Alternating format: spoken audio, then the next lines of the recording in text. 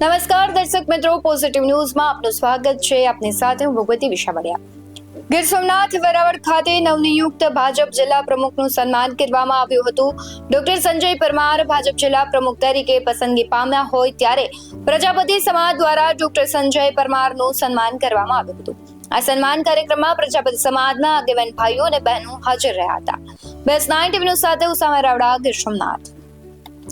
અમરેલી પાલિકા દ્વારા આયોજિત લોક ડાયરામાં જયસિંહપરાના યુવાનોનું ભવ્ય સમર્થન મળ્યું.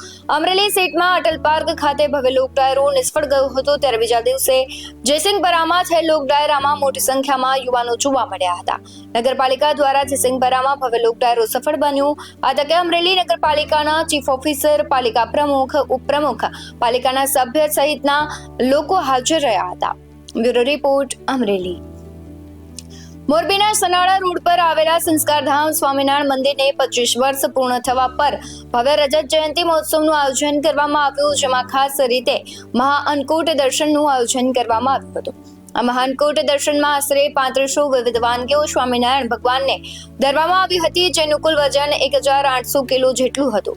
મોરબીમાં આ રીતે ઘણી બધી વાનગીઓનો મહાઅન્નકૂટ પહેલીવાર રાખવામાં આવ્યું, ત્યારે 200 થી વધુ બહેનો પોતાના ઘરમાંથી વિવિધ વાનગીઓ બનાવીને લાવ્યા હતા.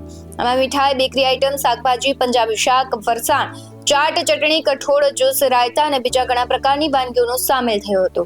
આ સાથે સ્વામિનારાયણ ભગવાનને 25 કિલોની કેક અને 25 કિલોનો ચૂરમાનો લાડુ પણ ધરવામાં આવ્યો, ત્યારે દર્શન માટે આવેલા ભક્તોને અન્નકૂટમાંથી પ્રસાદ પણ આપવામાં આવ્યો હતો. સવારથી જ ભક્તોએ આ અનોખા ભવ્ય અન્નકૂટ દર્શનનો લાભ લીધો હતો. BS9 ટીવી ન્યૂઝ સાથે દેવસનાળિયા, મોરબી. સુરેન્દ્રનગરના પાટડીમાં ઉદાસી આશ્રમ ખાતે એક વિશાળ ઇન્ટરનેશનલ કથાનું આયોજન કરવામાં આવ્યું છે. આ કથા 16 માર્ચથી 22 માર્ચ સુધી 7 દિવસ માટે થશે, જેમાં ભક્તો લાભ લેશે. ઇન્ટરનેશનલ કથાકાર ગિરિબાપુ આ કથાનું વાંચન કરશે. આ દરમિયાન લોક ડાયરો, સંતવાણી, રાસ ગરબા જેવા સાંસ્કૃતિક કાર્યક્રમનું પણ આયોજન કરવામાં આવ્યું છે. કથામાં જોડાતા ભક્તોને પ્રસાદ પણ આપવામાં આવશે અને રોજના હજારો ભક્તો આ મહત્વપૂર્ણ ધાર્મિક પ્રસંગનો લાભ લેશે. આ સમગ્ર કાર્યક્રમ ઉદાસી આશ્રમ ખાતે યોજાઈ રહ્યો છે. Bureau report, Surendranagar. હાલ સમાચારોમાં બસ આટલું જ. વધુ સમાચારો જોવા માટે તમે જોતા રહો BS9 ટીવી ન્યૂઝ. નમસ્કાર.